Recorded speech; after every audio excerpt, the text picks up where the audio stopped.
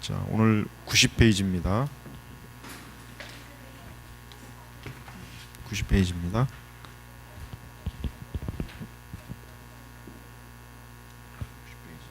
그래, 맞아. 여기까지.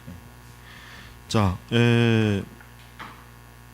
이 그리스도가 이끄는 삶은 하이델베르그 요리 문답을 지금 그 과정을 만들어서 지금 공부하는 겁니다. 그래서 웨스터민스터 대소요리 문답 말고도 이 하이델베르그 요리 문답을 공부하게 되면은 굉장히 그 교리적으로 정말 가장 중요한 것들을 분명하게 세울 수 있기 때문에 꼭 정말 적어도 장로교는 필히 교회에서 가르쳐야 돼요. 그래서 교리 교육은 교회에서 가르치기도 해야 되겠고, 무엇보다도 적어도 신자들이라면은 교리책은 항상 늘 읽고 배우고 하는 것을 본인 스스로가 해야 돼. 그래서 우선 교회마다 교리반을 항상 가르쳐야 돼요. 여러분, 카톨릭은요 절대로 그냥 받아들이지 않습니다.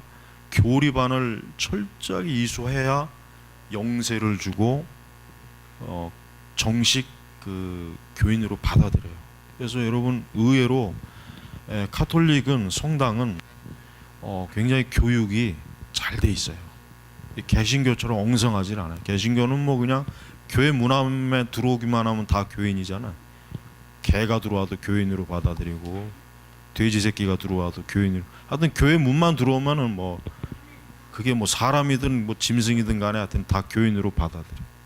그러니까 교회가 어떻게 됩니까? 그냥 흔히 얘기하면 어중이 떠중이로 교회가 엉망이 되는 거예요. 근데 천주교는 그렇게 안 해요. 철저하게 교리반을 운영해요. 근데 그 교리는 이제 천주교 교리죠. 천주교 교리란 말이에요. 여러분, 성당 다니는 사람들이 좀처럼 우리 개신교에 오지 못하는 이유가 뭐냐면 천주교 교리를 그래도 받았기 때문에 그러는 거예요. 그 대신 반대로 또 우리 개신교에서 천주교로 많이 가잖아요. 그 왜 그렇습니까? 천주교하고 개신교하고 같은 줄 아니까, 그냥 똑같은 교회니까 뭐 구교 신교 뭐 똑같다 뭐 이런 식으로 지금 알고 있는 거예요. 그러니까 이게 얼마나 이 개신교가 잘못된 겁니다. 그래서 우리는 요리문답하는 이유가 뭡니까? 거기 91페이지 보면, 만일 너희가 믿음에 거하고 터 위에 굳게 서서 흔들리지 아니하면, 자, 믿음에 거하고 터 위에 굳게 서서 흔들리지 않으려면 어떻게 해야 되겠습니까? 어떻게 해야 되겠어요? 그냥 뭐 열심히 잘 믿자, 그냥 잘 믿으면 되지, 무조건 그냥 믿자, 이 신앙주의만 갖고 있으면 되나요? 그렇게 하면은 마귀가 어떤 신기하고 놀라운 표적과 이적을 보여줘 갖고 그런 신앙으로 이끌면은 한순간에 거기로 쑥 달려가잖아. 예를 들면 뭐 개한테 뼈다귀 하나 던져주면 그 뼈다귀 있는 방향으로 가는 것처럼, 그러니까 목적과 방향성이 틀리면 안 돼요. 그러니까 믿음에 거하고 터 위에 굳게 서서 하려면 어떻게 됩니까? 우리가 바른 신앙 교리 교육을 잘 받을 때 그렇게 될 수가 있는 거예요. 자, 그래서 우리가 이제 그 다음에 이제 넘어가면은, 자, 그리스도가 이끄는 삶 제 5주일 구원의 길. 그렇습니다. 구원의 길. 학습 목표 보면은, 하나님의 의에 따라 심판을 받아 마땅한 우리에게 구원의 길을 예비하신 하나님의 은혜에 대해 알고, 하나님과 우리 사이에 중보하시고 우리를 구원하시는 분은 어떤 분이어야 하는지 확실히 한다. 그렇습니다. 자, 구원의 길에서 우리가 12문, 하나님의 의로운 심판에 따라 우리는 이 세상에서는 물론 영원한 형벌을 받아야 마땅하거늘, 마땅해야 하는데, 마땅. 어떻게 다시 하나님의 은혜를 받을 수 있습니까? 자, 우리 형벌 교리를 좀 살펴보겠습니다. 지금 그 현대 개신교는 이 형벌 교리를 안 가르쳐요. 그렇죠? 형벌 교리를 가지고 설교하는 설교를 나는 이때까지 들어본 적이 없어요. 내가 어릴 때부터 지금까지 모든 설교를 다 기억하는 건 아니지만 형벌 교리를 내가 들어본 적이 없어요. 내가 아무리 그 기억을 뒤집어 엎어도 이제까지 교회에서 형벌에 대한 교리를 들어본 적이 없어요. 영원한 형벌. 믿지 않는 자가 받는 형벌, 그리고 하나님께서 하나님의 형벌이 도대체 무엇인가를 성경적으로 들어본 얘기가 없단 말이에요. 그런데 우리가 알아야 될 것은 성경엔 구약부터 신약 전체에 걸쳐서 이 형벌의 교리를 뚜렷하게 가르쳐요. 희미하게 가르치지 않고 뚜렷하게 가르칩니다. 뚜렷하게. 신약은 특히 더 그렇죠. 예수님 자신이 제일 많이 말씀하셨어요. 형벌의 교리. 마태복음에도 그렇고. 그러니까 이 형벌의 교리를 반드시 가르쳐야 돼요. 한 번도 이 하나님의 형벌의 교리를 들어보지 못한 사람들은 그 사람들은 복음조차도 이해할 수가 없어요. 왜냐? 복음이라고 하는 것은 무엇가 전제가 돼야 됩니까? 형벌이 전제가 되지 않으면 복음은 있을 필요가 없답니다. 복음이 왜 필요가 있어요? 아까 우리가 설교 말씀에도 나와 있지만은, 아니 왜 예수님이 죽음과 부활이 왜 있어야 됩니까? 그냥 예수님이 그냥 심심하니까 이 땅에 잠시 잠깐 내려와 가지고 뭐 쇼하는 거예요? 아니잖아요. 뭐예요? 형벌 때문에. 형벌. 예수님이 나 대신 저주받은 게 뭔가? 내 대신 형벌을 받은 거야. 형벌. 그러니까 내가 영원한 사망의 지옥의 형벌을 받아야 되는데 그걸 누가 받았냐면 예수님이 받은 거란 말이에요. 그러니까 복음이 그래서 이제 흔히 가스펠, 왜 복음이 기쁜 소식, 좋은 소식인 이유가 뭡니까?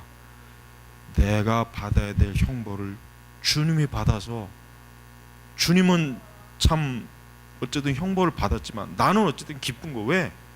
내가 죄와 사망에서 건진 받았잖아요. 바로 이거예요, 이거. 그래서 복음을 전하는 데 있어서 형벌이 들어가지 않으면은 그 복음은 반쪽짜리 복음이에요. 그래서 사형리는 잘못된 거예요.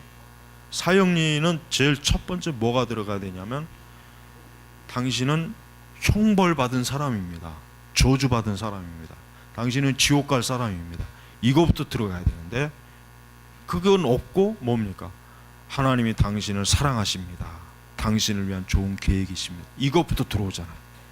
그러니까 사형리는 그래서 잘못된 거예요. 개혁교회는 사형리를 쓰면 안 돼요. 우리는 처음부터 우리는 자연인, 거듭나지 못한 사람한테는 당신은 하나님의 저주와 형벌을 받은 사람입니다. 이렇게 전해야 돼. 근데 이게 듣는 입장에서는 기분이 안 좋죠. 사실 누가 좋겠습니까? 교회를 안 다니고 예수님을 안 믿어도 하나님께 저주받는다는 말을 좋아하는 사람은 없어요. 그러나 우리가 알아야 될 게 뭐냐면, 그래도 이게 먼저 순서가 들어와야 된단 말이에요. 그러고 난 다음에, 그러나 당신이 그 형벌과 사망에서 건진을 받을 수 있는 길이 있습니다. 그 길이 뭐 어떤 길이에요? 복음의 길이에요. 복음의 길. 그래서 우리는 이 형벌의 교리. 그래서 어떻게 하나님의 은혜를 받을 수 있습니까? 답. 하나님은 하나님의 의가 충족되기를 원합니다. 어떻게 하나님의 의가 충족됩니까? 십자가에서 충족되잖아요. 예수님의 물과 피를 다 쏟으시고 죽음을 맞이하셔서 예수님이 뭐라 그랬어요? 내가 다 이루었다 그랬잖아. 뭘 이루었다는 거예요? 의를 이루었다는 거예요. 의를. 그러니까 거기서 충족돼야 돼. 그게 충족이 안 되면 하나님의 의가 주어지질 않아요. 그래서 여러분, 우리가 불교나 세상의 종교들이 왜 잘못됐냐? 그 종교들은 하나님의 의를 말하지 않고 무슨 의를 말합니까? 자기 의잖아요. 자기가 수행을 쌓고 어떤 그냥 고행을 쌓고 도를 닦고 그냥 뭐 한평생 하여튼 내가 그 종교의 안에서 할 수 있는 모든 걸 다 하지만 그리스도의 의는 없는 거예요. 하나님의 의는 없는 거예요. 그러다 보니까 세상 종교를 가지고 구원받을 수 없어요. 그런데 이 종교다운주의나 종교 포용주의는 뭐예요? 그리스도 외에 폴 리터 같은 사람이 그리스도만으로 왜 예수 그리스도만으로 구원받아야 되느냐, 그런 식으로 책을 썼잖아요. 근데 그런 신학이 어디에 들어와 있습니까? 이 WCC에 다 들어와 있는 거예요. 근데 그 WCC를 옹호하는 사람들은 도대체 어떤 사람이에요? 그 사람들은 이 복음에 대해 반역자들. 반역자들은 어떤 사람이에요? 반역자는 동서고금을 막론하고 그냥 죽이는 게 그게 죄값을 치르는 거예요. 그러니까 여러분, 복음에 대해서 조금이라도 손상을 주는 사람 일은 절대 하면 안 돼요. 바울이 뭐라 그랬습니까? 천사가 그렇게 해도 그건 저주받는다 그랬어요. 만약에 복음을 조금이라도 번지시키면은 하늘에서 온 천사라도 어때? 그건 저주받는다 그랬단 말이에요. 그러니까 여러분, 이 복음을 훼손시키는 거는 절대 용납은 안 돼. 이거는 관용하면 안 되고 봐줘서 안 된다.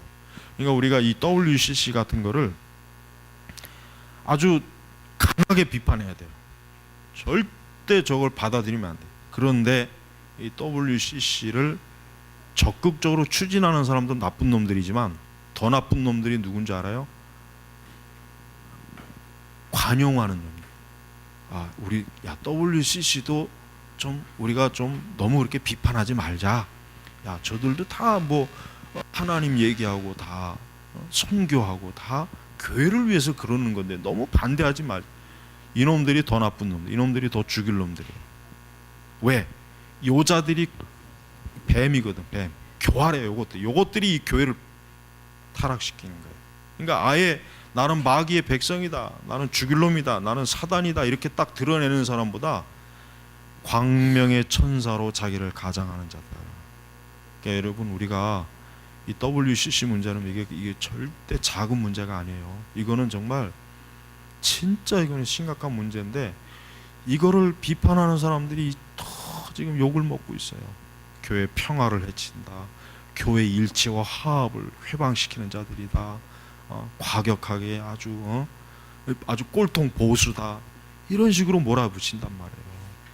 근데 여러분, 절대 안 돼요. 이 복음을 훼손시키는 거는 이거는 목숨을 걸고 이거는 우리가 정말 지켜야 됩니다. 자, 그러므로 우리는 우리 스스로든지 아니면 다른 이에 의해서든지 죄를 값을 완전히 치러야 합니다. 그렇습니다. 내가 그 죄값을 치러야 돼요. 근데 그 죄값을 치를 수가 있겠습니까? 못하죠. 그 죄값을 치르는 방법이 딱 하나 있어요. 그냥 지옥 가는 거예요. 그냥 영원히 자기가 치르는 거예요.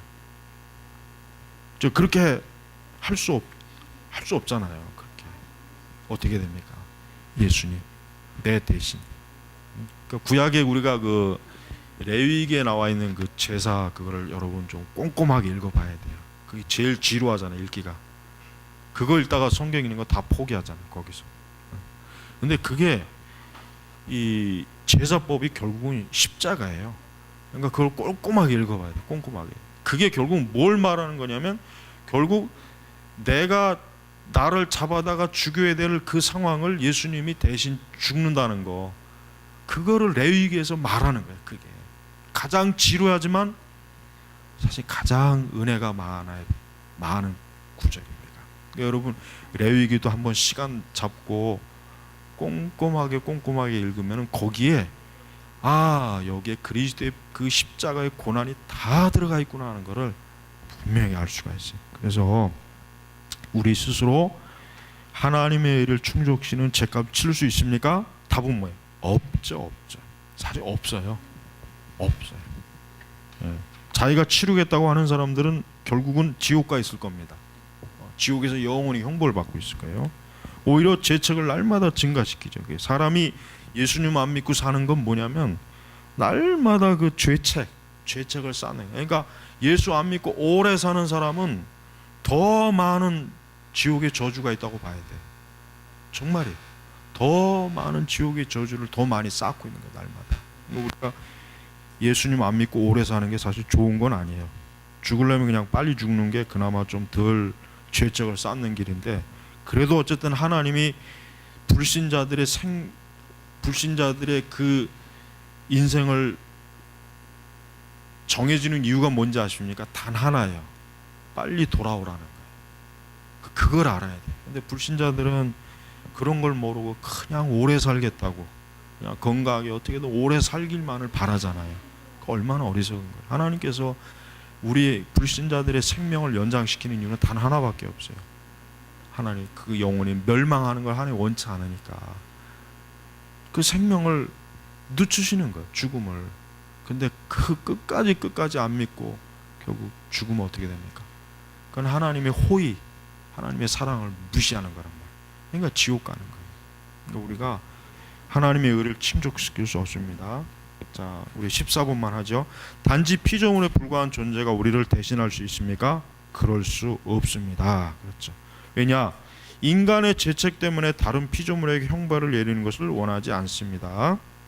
게다가 어떤 피조물이라도 죄에 대한 하나님의 영원한 진노의 무게를 감당할 수가 없고 다른 피조물을 구원할 수도 없습니다. 여러분 아마 읽는 것 자체로 다 이해가 될 거예요. 우리 교회 식구들은 책을 많이 그래도 읽으니까 그래요. 만약에 우리가 하나님의 형벌을 감당할 수 있다면은 굳이 하나님께서도 예수님을 보내지 않습니다. 보낼 이유가 없죠. 혹 천사가 감당할 수 있다면 아마 천사를 보냈을 거예요. 그러나 역시 천사도 감당할 수가 없는 거예요. 오직 누구만? 예수님만.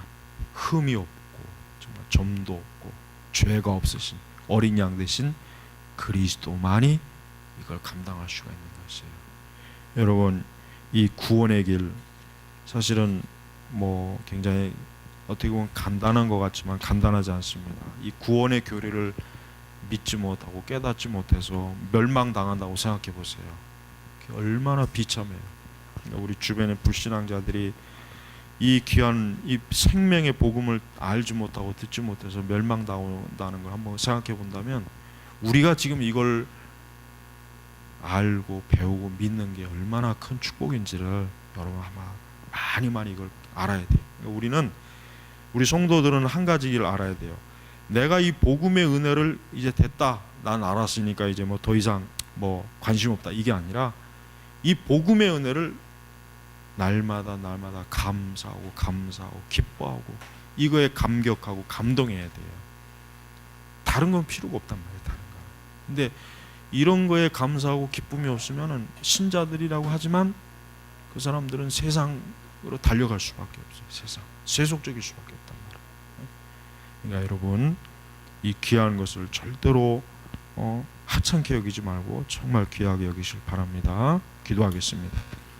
아버지 하나님 감사합니다. 복음은 100번이고 1000번이고 10,000번이고 들으면 들을수록 놀라운 것이고 기쁜 것이고 감사한 것이고 찬양할 수밖에 없는 것이니 주여 오늘 우리의 속에서 더욱 이 복음의 능력과 영광이 지금보다 100배, 1000배, 10,000배 더 커지게 하여 주시옵소서. 예수님의 이름으로 기도 올렸습니다. 아멘.